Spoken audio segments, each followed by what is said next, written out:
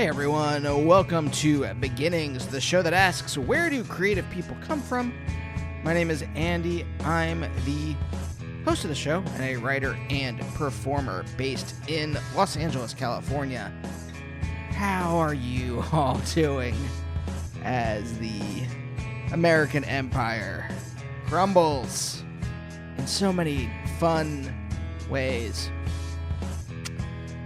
Well, not much I can say on that. I guess you could join an organization that is working to actively dismantle the power structures that are in place, be they white supremacist power structures or capitalist power structures, misogynist power structures. I am in DSA myself, so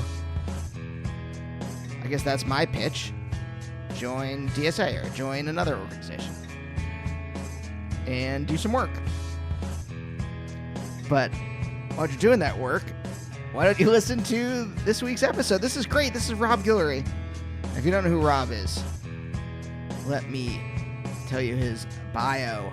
Born, raised, and currently based in Lafayette, Louisiana, Eisner Award-winning comics creator Rob Guillory is most known for his 8-year run on Image Comics' Chew.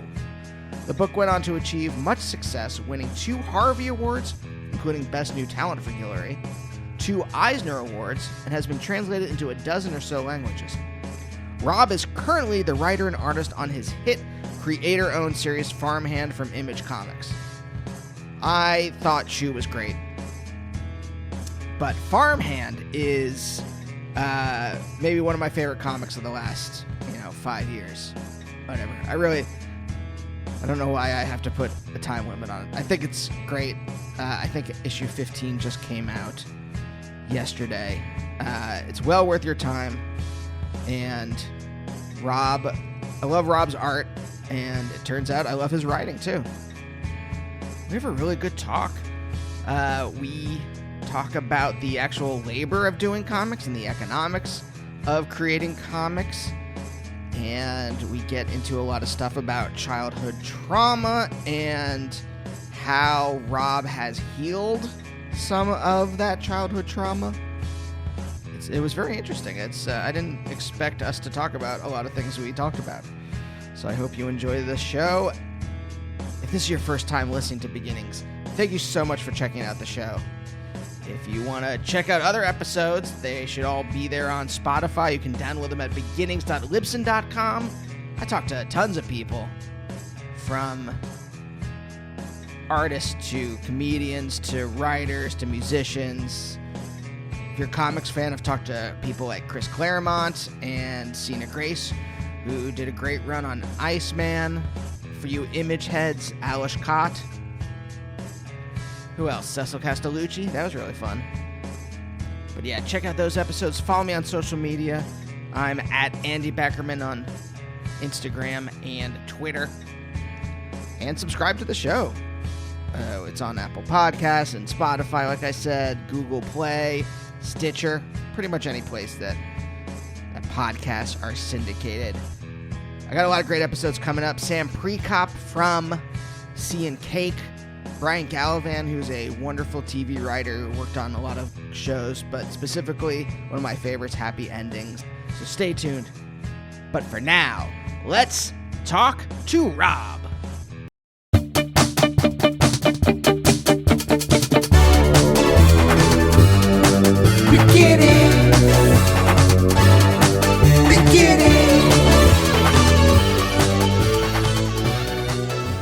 There's all this extra stress in this time, as if life in America wasn't already stressful.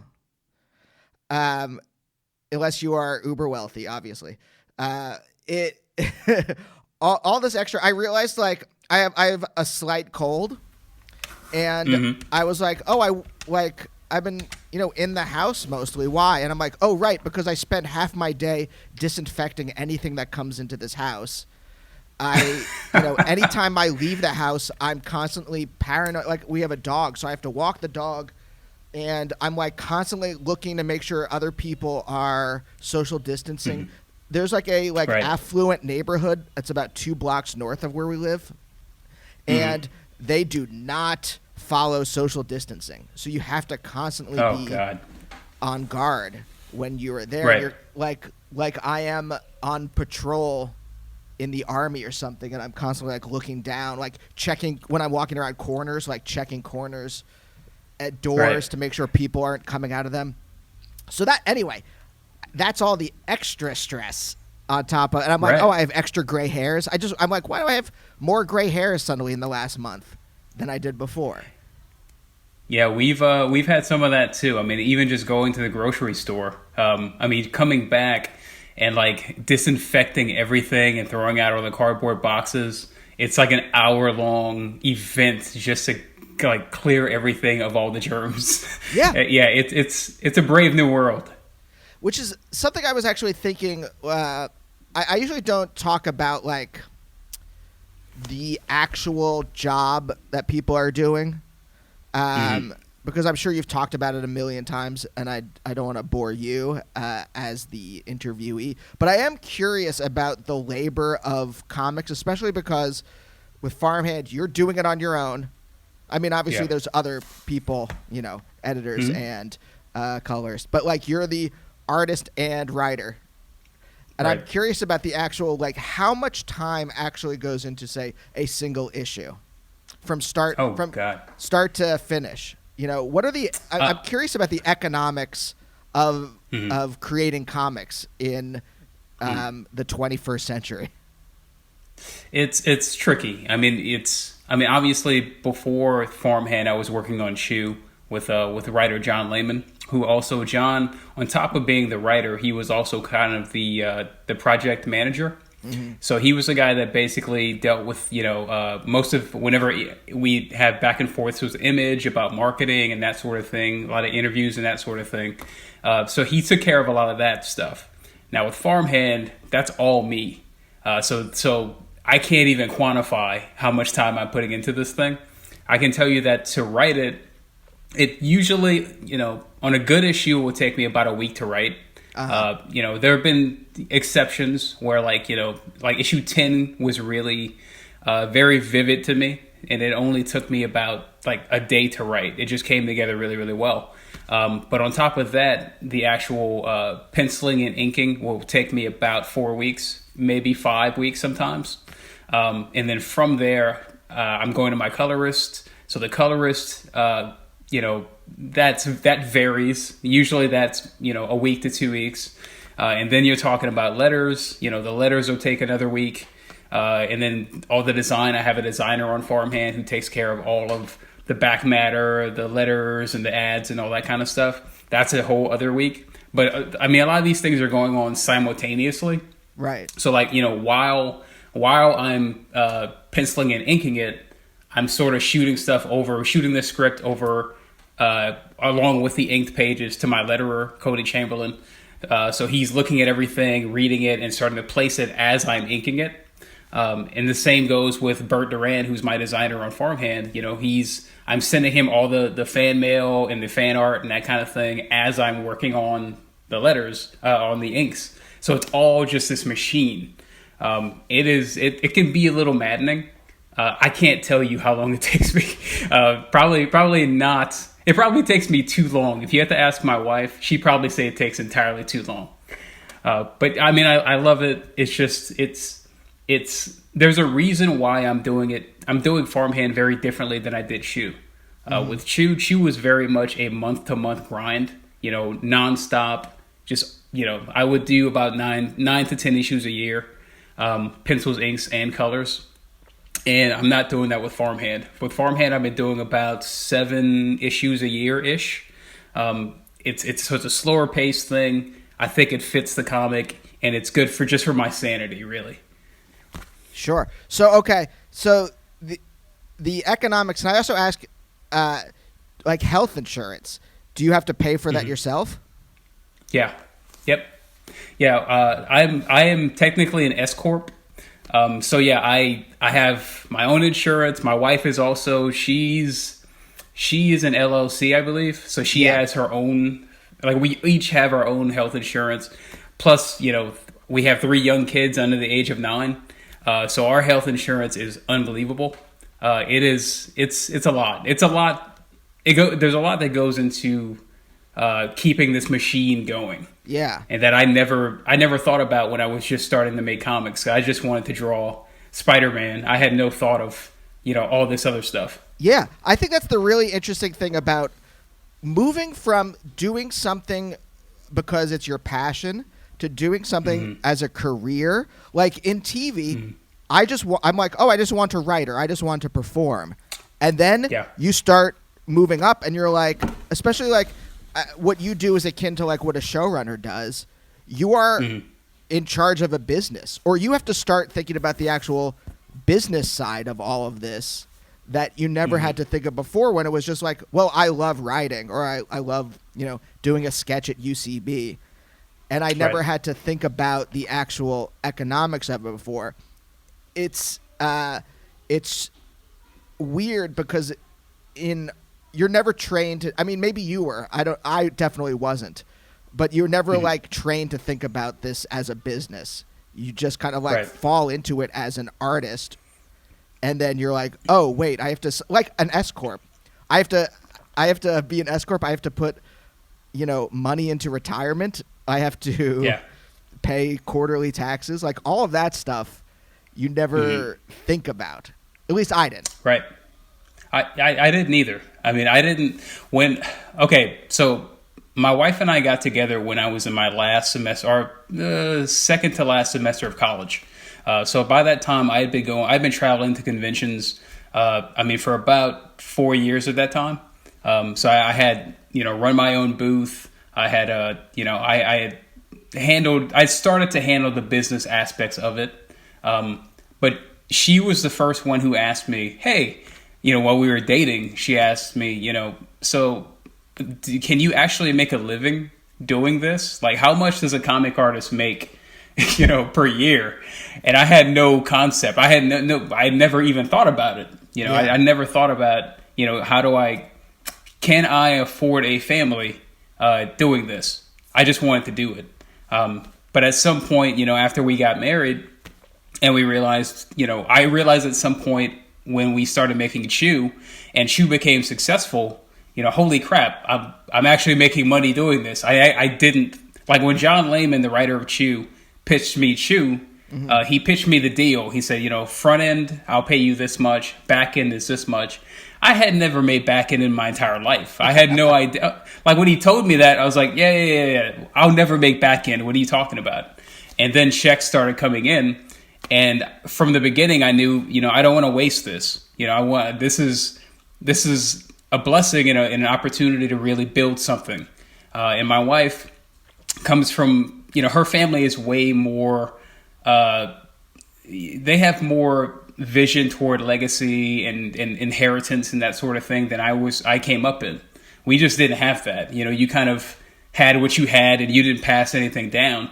So it was her that, it was her idea that, maybe we should like look into like wealth management or look into like getting some advisors around us who actually do this for a living. Cause I have no idea what I'm doing. Yeah. So that was the first thing we did was we reached out to people that we could trust that were good at this to advise us. What are the best ways to handle this money to invest in our future?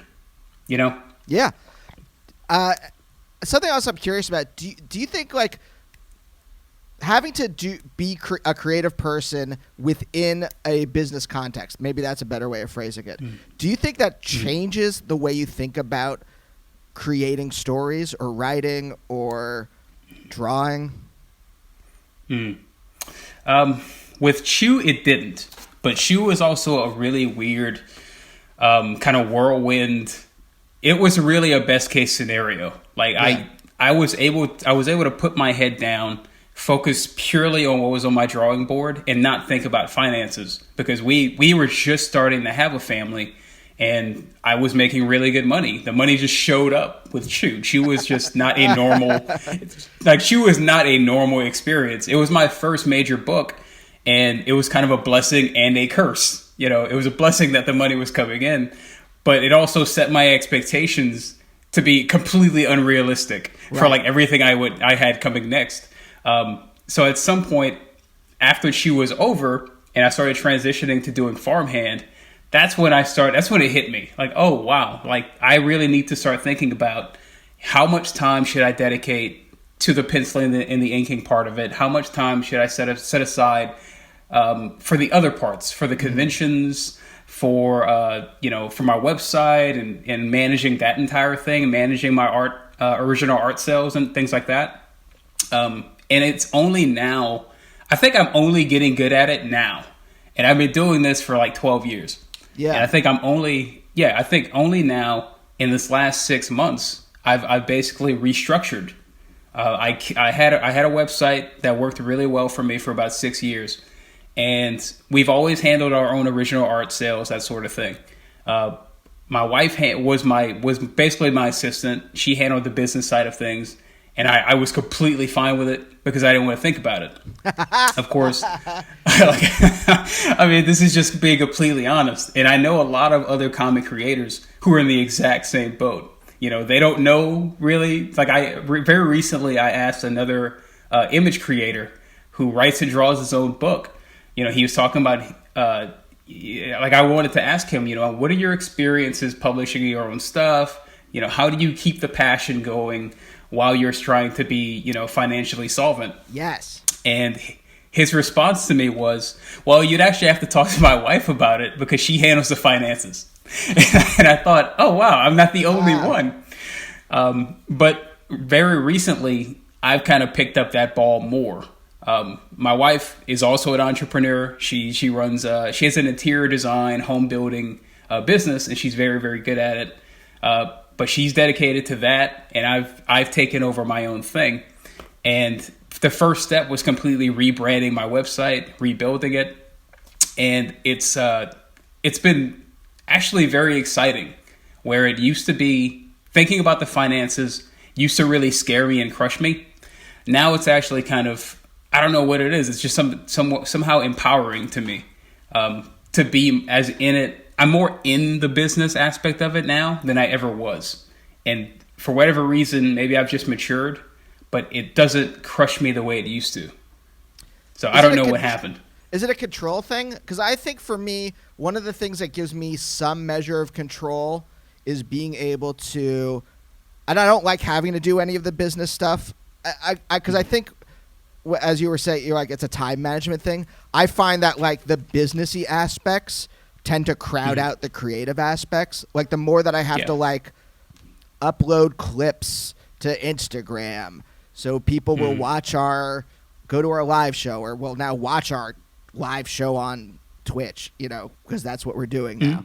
But like doing things like that crowds out the, like, I have like a bunch of stuff that I have to, like, writing stuff I have to do this week that has just been like pushed to the margins because of all the other things. So time management, but like, I totally forgot what by putting up, making a parenthetical, I totally forgot what I was about to say.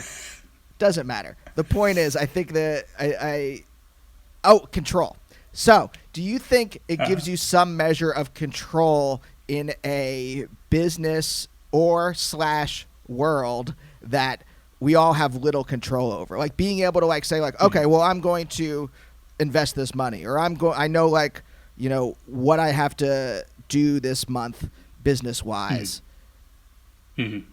I think, yeah, to a degree. I mean, I think I think where I am right now, just with the site management and really pressing into that, and even starting the mailing list and starting to engage with the fan base more than I ever have. I think it's bringing me back to my roots. Before Chew, I was very active with all of this stuff. I mean, even before Chew happened, I had a blogger site that I was super active on. I used it basically for the same thing I'm using my current site, my new site for. And I don't know what happened again, but I think I just kind of turned that off whenever Chew started. And I don't know, I think there was just a hunger that I had. I was making tons of mini comics. I was just really very hands-on with everything. And I think because of the Chew whirlwind of just 8 years of just cranking this thing out and being caught up in this whirlwind, I kind of shut that part of me down. And I think it feels like now I'm having to reconnect with that hunger and with that kind of just DIY, like grit, this grit that I used to have that I feel like I lost. So I think control is definitely an aspect of it. And some of it's just ownership. You know, this is my thing. And, you know, as a creator, the reality is that we've hit is that no one really has any control. There really isn't a such thing as security. I mean, I've worked for companies. I've had real jobs. And I mean, the truth is, you know, we freelancers, I think we exist without the illusion that there's some security. Like, I mean, we just don't have it. Right. But the reality is, you know, today, for instance, you know, I spent some time and I did some warm-up sketches, and they're just me screwing around, and I threw them up on my website, and I sold half of them right within the half an hour. Wow. And it's like, okay, like, so that's a blessing. I mean, that was me actively engaging and, you know, dealing with social media and touching base with my fans and producing, and it bore fruit right out of the gate. And that's just something that's really special that I'm seeing, especially right now with this whole pandemic thing where people are just out of work. You know, they don't have that, but I have that right now, and that's really special. So I don't know. It's a very interesting time for me, even in the midst of this. Did you, growing up, so you grew up in Lafayette, right? Yeah. Here's another parenthetical. I'll remember this time. Go back to it. But like, I think one of the things about Farmhand that like is connects with me so much is that it feels that there's something of your history in there. There's something of you in there. In the same way, like, did you ever read Jeff Lemire's Royal City? Yeah, I read some of it. I really liked it because I liked it a lot just for it, but it felt like there was some, and there may not have been something of him, right? In the same way that there may not be something of you in Farmhand. It just feel like it's just so well written that it feels like it. But I'm curious if there is something of you in there, and also then to end this parenthetical, go back.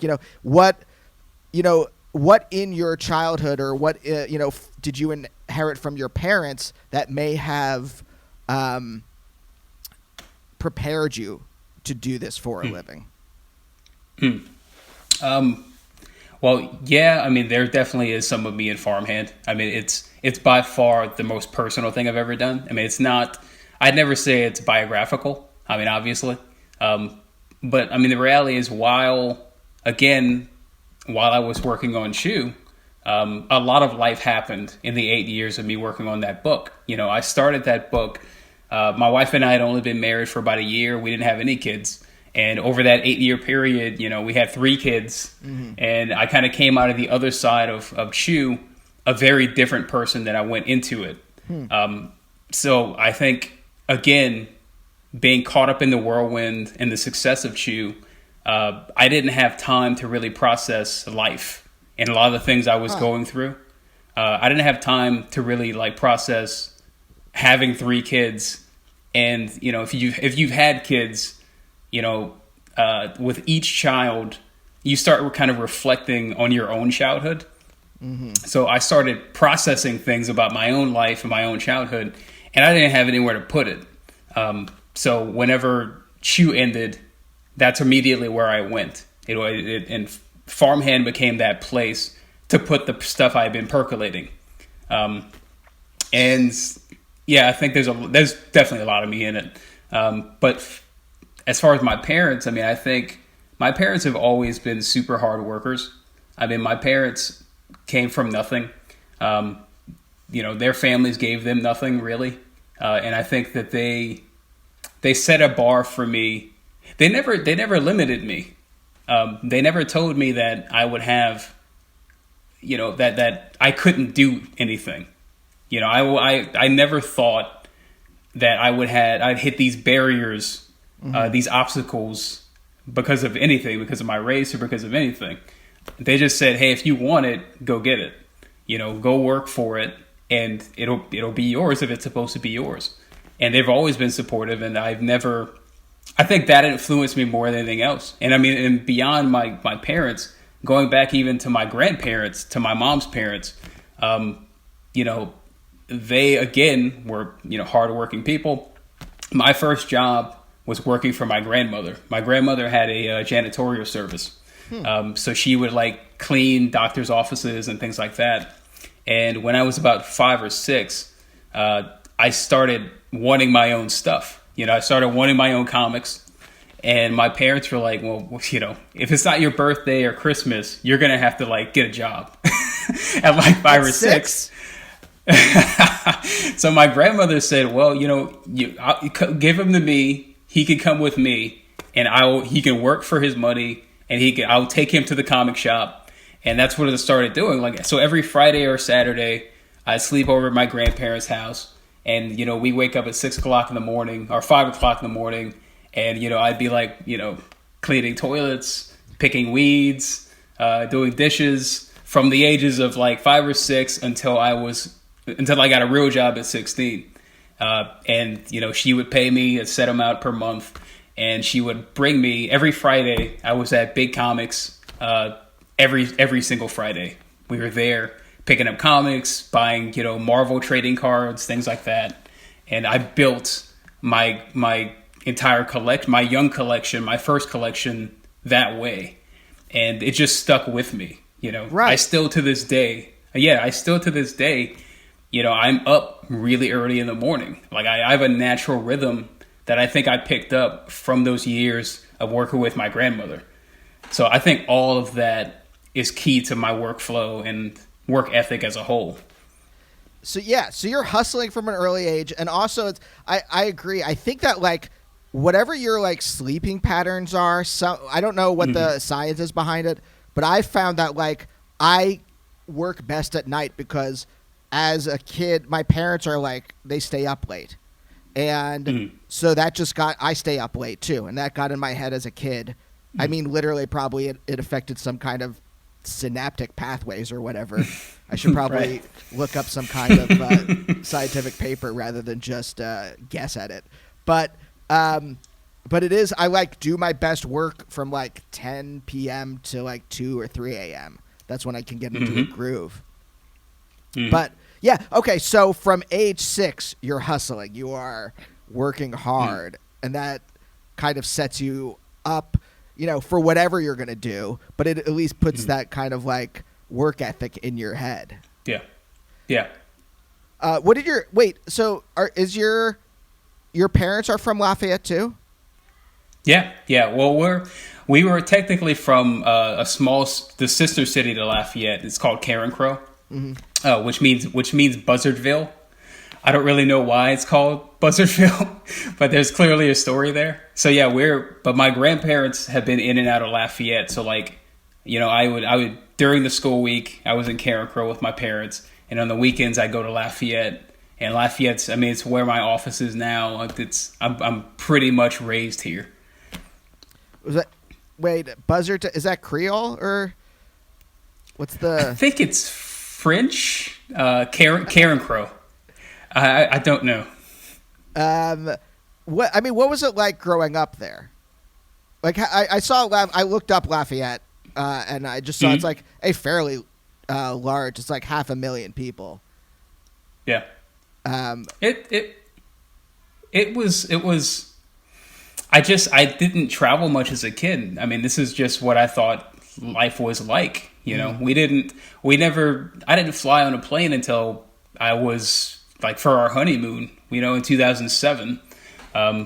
So I just hadn't gotten out, but I mean, it was quiet, not a lot going on. I mean, but my family was never very social or outgoing. So, I mean, I was always I wasn't too much paying attention to the environment, to be honest. Like, I think I was just really like a very insecure, very like, introverted child who like, I basically, like people ask to this day, they're like, hey, I don't hear the accent. I'm like, well, I think you have to go outside to get the accent because I don't have it. I mean, I spent most of my time, reading comics, reading books, drawing comics, drawing books, hanging out with friends here and there. But yeah, my head was always down, and I was always, like I said, I was drawing my own comics from the age of like 9, and I remember between the ages of 9 and 13 having deadlines. Like having my own deadlines. And I remember dodging my own deadlines. I remember thinking, sitting at my grandparents' house, like, man, I should really draw that. My deadline's coming up. And so, I've always been this way from a very young age. What made you give yourself a deadline at age 9? I have no idea. I think I just had a real heavy sense of like, this is the one thing I want to be doing. More than gaming, more than toys, any of that stuff. There's just something about the making of it that just I stuck with me. To this day. This might be unanswerable, but was it the introvertedness came first? Is that like a quirk of your personality, and that came first, and then this came second? Did they somehow reinforce each other? That's why I'm like, it's a weird question, but like I'm trying to figure out the kind of psychology behind it, because it's interesting that this gets set up in you early on, and it very much prepares you for your career. Yeah, I don't know, man. I don't know. I've always, I think I was really into this stuff. I found comics. I got into comics at 3 or 4. Mm-hmm. I had 2 uncles that had the giant comic collection of old 70s and 80s Marvel comics and DC comics. And I've always been a very visual kid. And I was immersed in the culture way before, there was a really comic book geek culture. Right. I just grew up in it. Even further back, my great uncle, my grandfather's brother, who's not with us anymore, who was in Vietnam, was like a huge comic collector. Huh. And so he passed it down through the generations, and I kind of got it from him. But I don't know. It just, I remember winning art contests in like the first grade without really trying. I remember writing stories and like getting all this praise, but I was so, again, just in my own world and kind of disconnected that I wasn't paying any attention to it. I can see all of the kind of breadcrumbs now, but back then I was just so immersed I was just kind of an oblivious kid, I think. So I had no idea. 100%. It resonates with me so much because I was the same. I thought it was like repression. My therapist of late has told me she thinks it was what she calls isolation of affect, in which I felt things, but I was so focused on other stuff, like creating stories. I've been creating stories since I was a child, like playing with like the little rubber monsters and like creating stories with them that had continuity. So something happened one day and that carried over to the next day with them. And I was so focused on this kind of stuff that whatever emotions were happening in me, I just like kind of like I'm driving past them in a car. They're happening. They're there. But I'm just like not paying attention to them. And that carried on up until actually getting into therapy like 7 years ago. Oh, wow. Yeah, who knows where this stuff comes from? And then you start getting into like, past trauma and other things you've buried. And again, that's a big part of Farmhand as well. It's dealing with, okay, when I was driving past those emotions, right? I drove past some of those emotions on purpose, whether I was aware of it or not. I didn't want to pay any attention to that, and some of that was just survival. So yeah, it's all. I think it's all intertwined very deeply. So wait, is that the same thing for you? That you also you would feel stuff, but you were just kind of like ignoring it, so you could like concentrate on art. Yeah. I think I've learned a lot about myself, especially in the last 12 years, But I think I've learned, as I've gotten older with kids, that there's a difference between living and surviving. Yeah. And I think I had been surviving in my life, for a really long time. And I felt like I'm just now kind of learning how to live. Because a lot of it, and it's not like I had some crazy traumatic childhood, but, we all have trauma. We all have things that have happened to us. And I think I've just now started to heal from those things and, I guess, function in a deeper way where I'm trying to remember things and be more present than I was in the past, if that makes any sense. It does. The thing I've been dealing with in therapy is like, how do I pay attention to those emotions as they happen, or as close to when they happen as possible, so that I can process the stuff in the moment, as opposed to like a week later, I'm just like absentmindedly thinking about whatever happened, a fight with Naomi or something like that, and I'm just like, oh, that actually affected me. This is why I fought back. And I was wrong, and I should go apologize. Like that kind of stuff is now like I'm getting closer. I'm asymptotically getting closer to the event, to feeling it in the moment. Right. And that's without spoiling anything, that's a big part of farmhand in general. It's this idea of like buried things that have been down there for a really, really long time, and eventually they're going to crop up again. Yeah. And it might not be so pleasant when it does. And even moving forward with the story, we just hit the halfway point of the story, and I feel like now we're just getting to the good stuff. And that's a big part of moving forward with the stories, is those deep traumas and emotions that we just drove right past, just coming right back again, and us now being, in our 30s having to deal with them. I think that's what resonated with me. I wonder, is there something, at least with you dealing with some of these issues, like, is it a male, like, is it gendered? Like, I'm wondering, like, I was raised, my grandfather, I never met him. He died before I was born, but like, apparently he was like a real like stoic kind of like man's man. And that even though my dad was a little more open than my grandfather was, apparently, my dad was still like very like kind of doesn't want to deal with certain emotions. It kind of just like pushes them aside.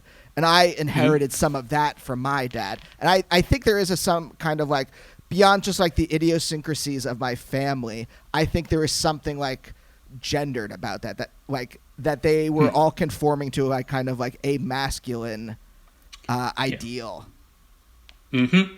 Yeah, there's something to that. I mean, even especially now, even with my wife and I mean, when we first got together, and at some point we made a decision, I'm going to try this comic thing. This is the one thing I've been trying to do my entire life.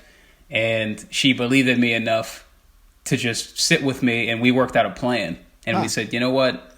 Because I had a night job. I was a phone dispatcher for a transportation company for the oil field for like 3.5 years after I graduated from college. And my degree is in painting. So I was working this night job, and she was working this day job, and we just never saw each other. And we just decided, let's really do this. We don't have any kids yet. If I'm going to take this leap of faith, now's the time to do it. So, I basically, gave my 2 weeks at work. She had a good job working in construction. And she said, let's work out a 5-year plan. And, for 5 years, she was going to take the bullet. And she was making good enough money to support both of us. And I had 5 years to make this comic thing happen. And, there was a lot of people who had very strong opinions about that. Some of her bosses, who were very old school, kind of like, oil field kind of guys who were just like, who does Rob think he is? He's chasing this dream. He should just quit that and get a real job and support his family. And then, of course, within 2 weeks of me quitting my job, I got offered Shoe. Wow. And then, those same people who had all these opinions about me kind of ate their words, and now they're some of my biggest fans. So, I mean, but people have opinions about, those roles. Yeah. And I mean, even now being a father of 3 kids, there are times, I mean, especially now during this pandemic, where, I'm having to put my work aside and my malehood aside to just like, I'm doing dishes, I'm doing laundry, I'm taking care of the kids to support her, but man, she supported me, so how could I not? Right. So yeah, there's just, I don't really care too much about that stuff. Like my supposed role as a man, I don't care about that stuff. It's just never really bothered me, and I've always, just as an artist and a guy who's sensitive by default, right, I've already dealt with a lot of this stuff. I've had people put things on me my entire life about not being manly enough because I'm who I am or whatever.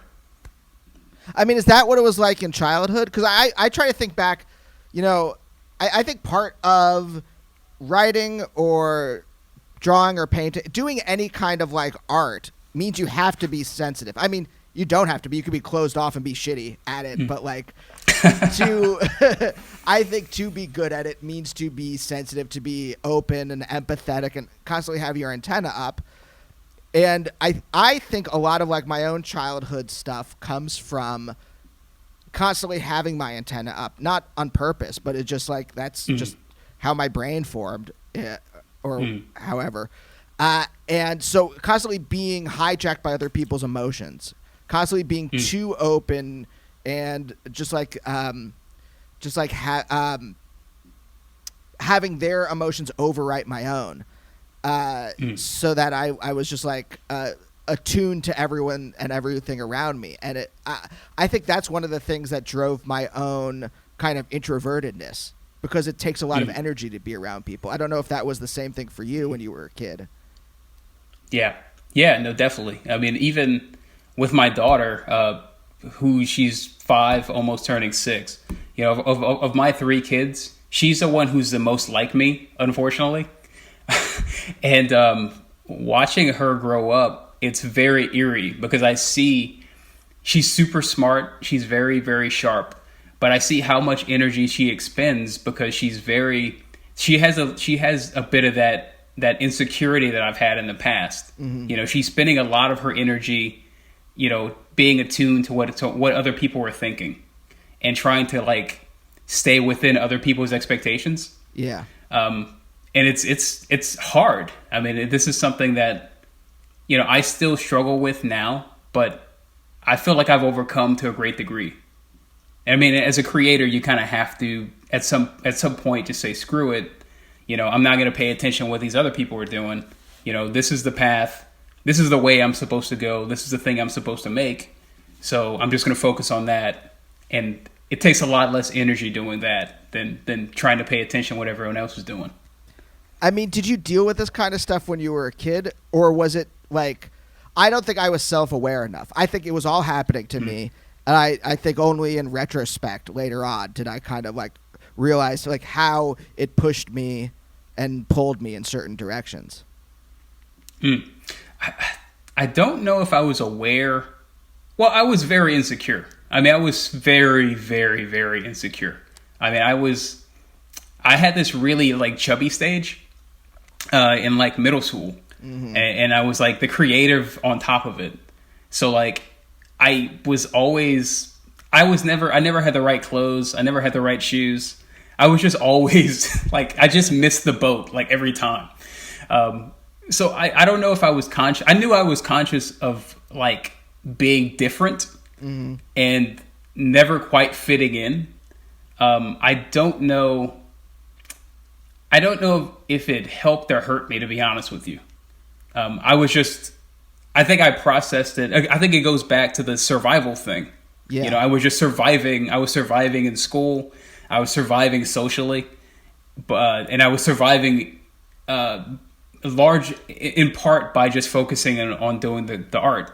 I wasn't paying attention to that. I was just, driving by those emotions, right? And focusing on the art. what I mean, did your parents? I don't think my parents. This is such a like cliche, but like I don't think my parents understood me.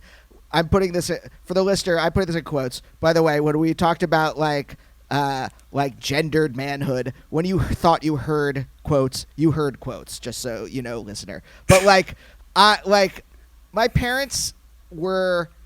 Again, just a different generation. I don't think you and I are just about the same age, and I'm just like, I don't know what it was about like growing up in the 80s to 90s. It might have been for me. I don't know, like the AIDS epidemic, like terrified me. Like I grew up with a fear that I wonder if my parents had different kinds of fears, but just like this existential fear. That there's like again right now there's some kind of unseen virus that could kill me, but did your parents understand what you were going through? Did they have similar experiences, or were they completely kind of different, set up different psychologically? My parents, we just didn't. I think again, this goes back to surviving.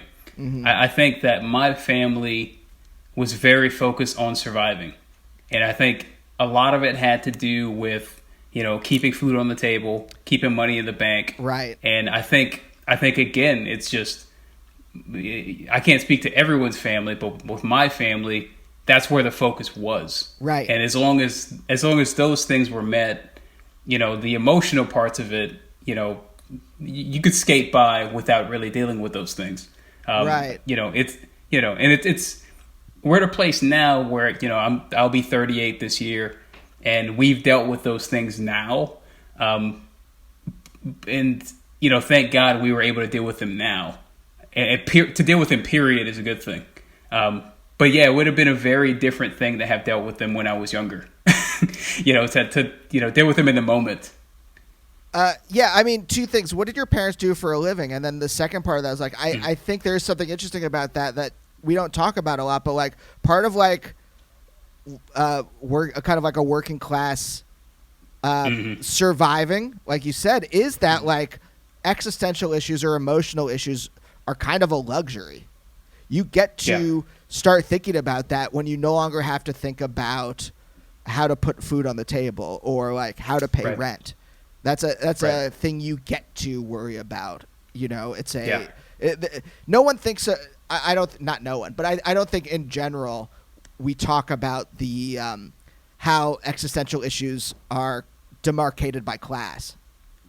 Yeah, no, I mean it's my parents. I mean back then, my mom had all kinds of jobs. She managed a McDonald's for like 12 years or something.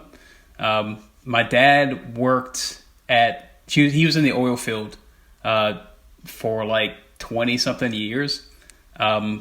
So yeah, they were very blue collar. My mom was working all day. She'd get home at 6 o'clock. My dad worked long hours. He'd be gone days at a time.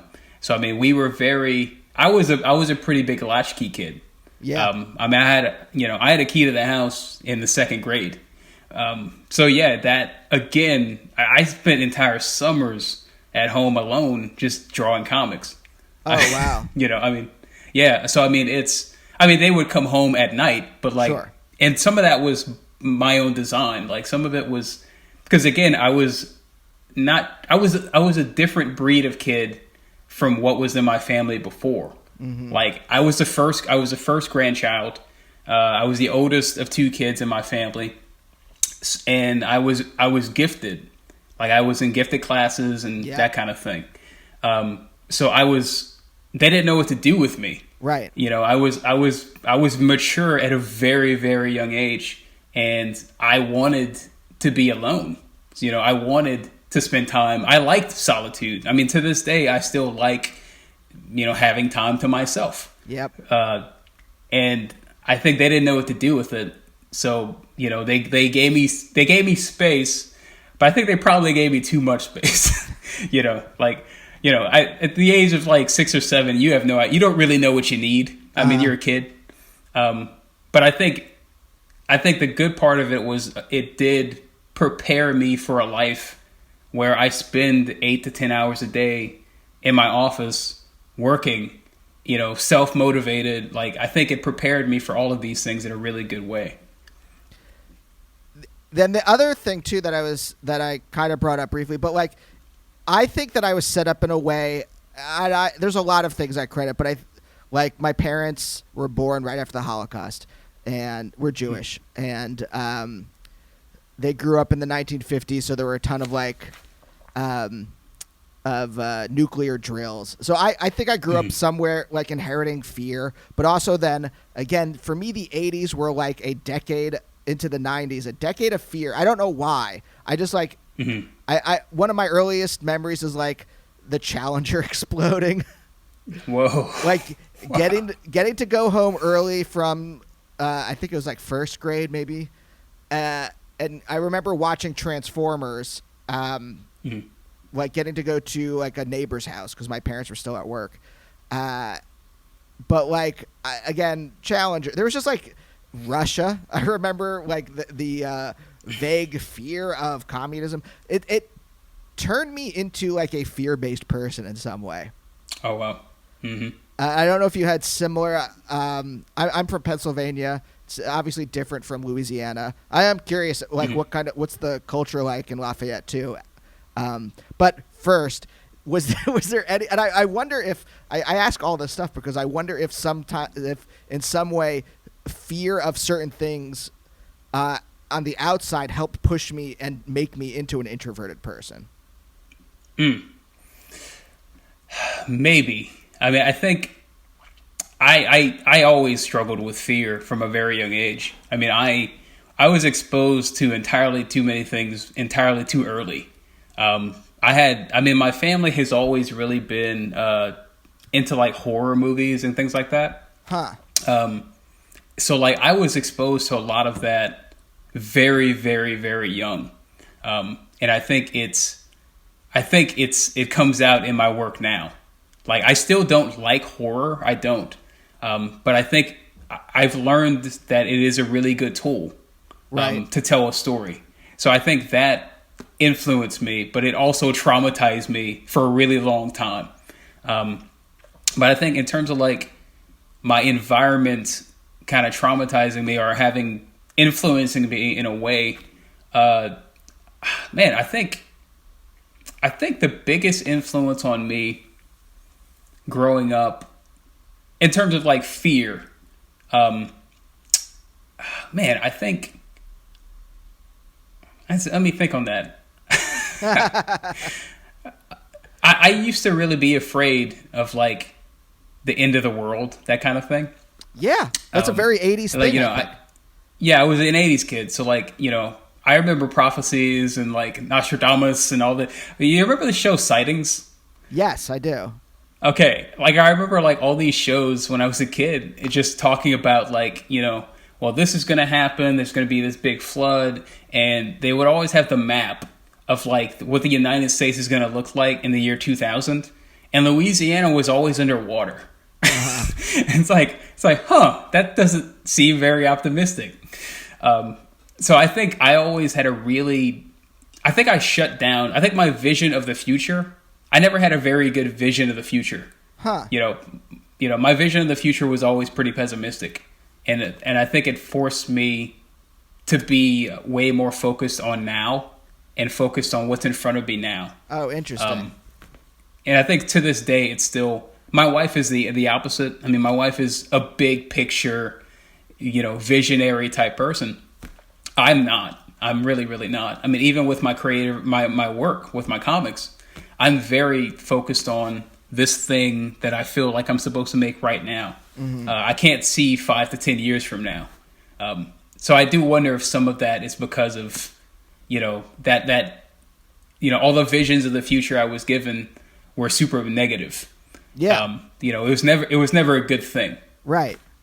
Yeah. I wonder too, like, I know that like, I used to, before I went to do this, I was in a PhD program for philosophy. And I remember having like, I don't think it was a panic attack, but I was definitely like, I could like envision the path straight into my grave. And I hated it because I could see like exactly what was laid out ahead of me, right? I could see you become a professor, you teach, you write, you produce books, and then you die. That's it. It's laid out. Like in entertainment, I don't really know. My days are each day is different, and I can't. I think this job appeals to me because I don't have a clear vision of a negative future. I can fool myself maybe in some way into believing that maybe I'm immortal. I don't know. Like there's I could fool myself into a positive future by not having a routine in some way. Yeah. Right. Yeah, I don't know. I don't know. I mean, who knows what all the different factors that go into making us who we are. Yeah. I've spent a lot of time thinking about, my past and all those things, and I've made peace with them. I think that's one of the blessings is like I said, in the last 5 years, I've really been able to face some things, especially in my family, and there's been closure, and there's been real moving forward in a way that more than I ever could have hoped. So I think, those things have been framed in a positive way. It's right now it's the process of retraining myself to like look at the future with hope, rather than look at it, especially nowadays with everything going on. Sure. Yeah, that's a good way of putting it. Did you have, when you were growing up, did you have a good relationship with your parents? Because I think about like my parents were always working. I had like a good relationship with my parents, but I don't think I had an open relationship with them.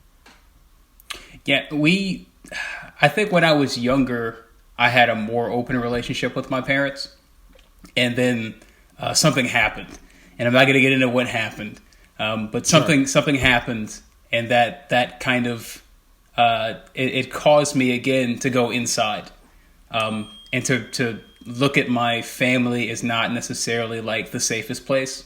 So I just went inside, and I think again after having kids, that's when I started saying, I like went inside and like I actually have to come out. I have to like come out. I have to actually come out now to like raise these kids. So it wasn't. I didn't have a dark relationship with my parents, but life got in the way of my relationship with them. But now, and it took a good 20-something years to finally get to deal with that. Wow. Now we're good. Now it's amazing. I mean, now I have a relationship with my parents where I can tell them everything. I can be honest with them and ask them questions about the past, and I can get straight answers, which is unbelievable. It wasn't, 12 years ago, it wasn't that way. Right. And I think some of it's a cultural thing. I don't know how it is with other people's parents, but with my family, once upon a time, it was a situation where, parents are always up here, and you never question the parent. Yep. And even when they did something wrong, there was never any like ownership over it. So I think once I became a parent and I started looking back at them and saying, hey, this thing that happened, that was kind of messed up. Maybe we could talk about that. And we finally got to a place, thank God, where we could actually talk about it and get closure. But it was a completely horrible process that I never want to go through ever again. I mean, even with, with my kids now, like I said, we're trying to deal with things up front rather than force things underground. And it's a hard process. Yeah. I mean, was this only through becoming a parent yourself? Did you like also go to therapy?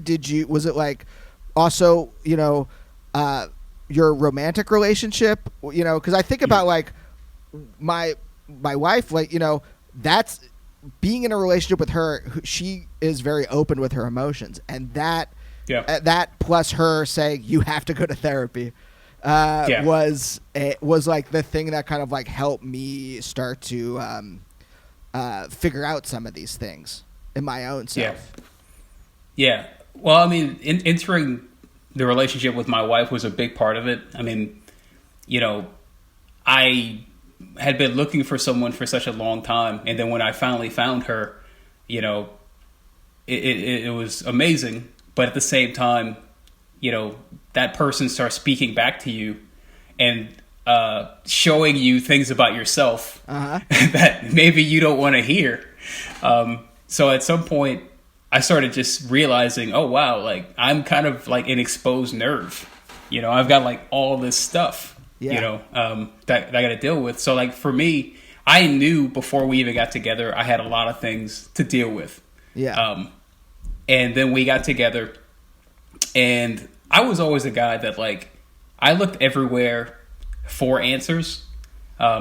I dabbled in everything. I mean, I was all over the place in terms of like counseling and spirituality and that sort of thing. And eventually, like, I kind of ended up becoming a Christian, which was like not expected. I was about like as anti-Christian as you can get.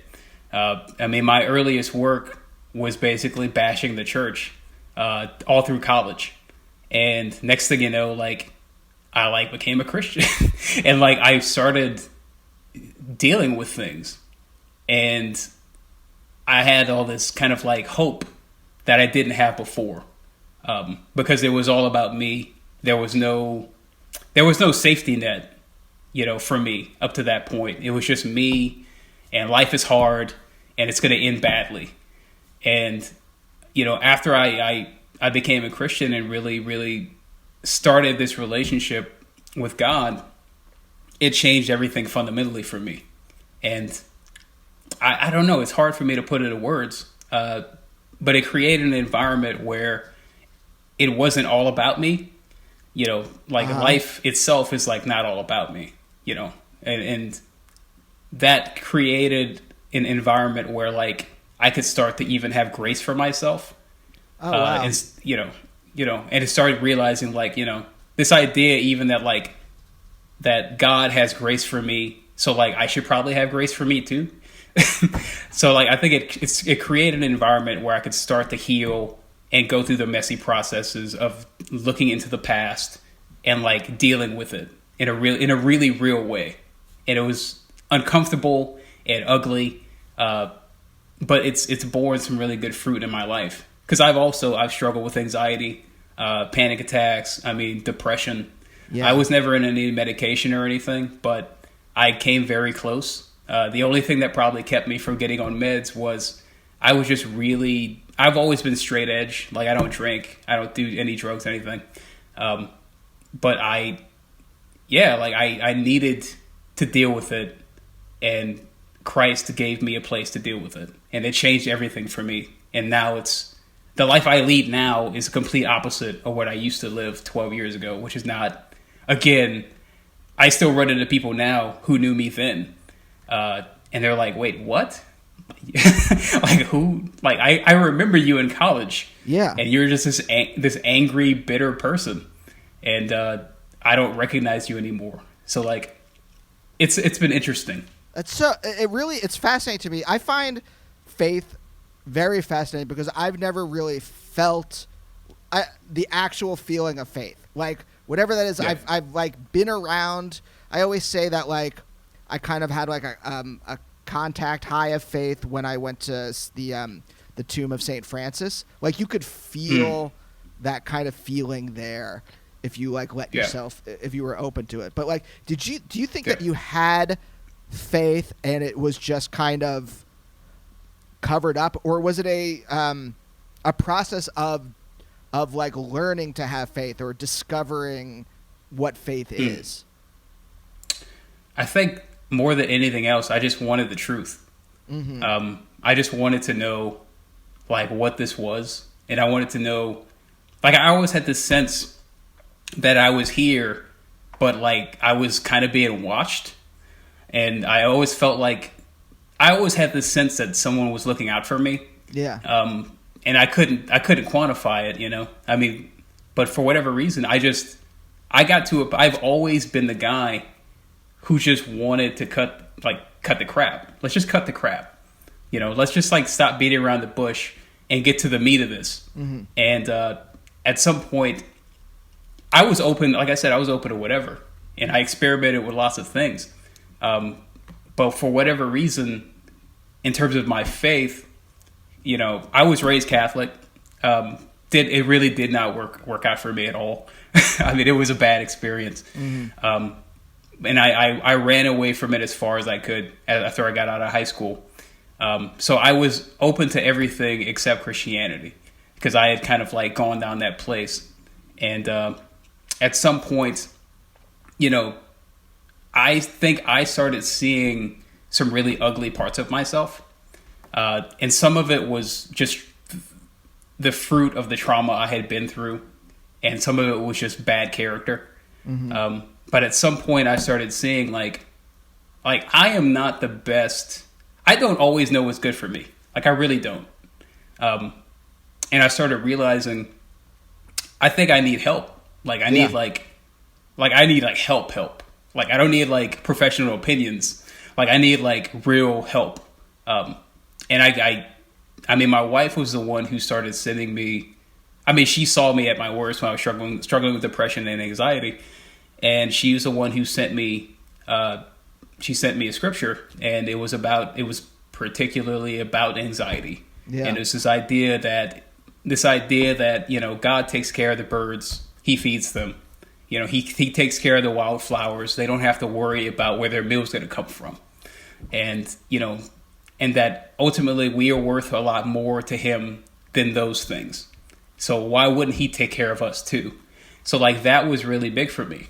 You know, this idea of like that not only that God existed, which I always believed He did, but this idea that like He actually cared, and that He actually like saw me and saw all the trauma, and He saw all the pain, and He saw everything I went through, even when I thought I was alone going through this stuff, that He was actually there. And that changed everything for me.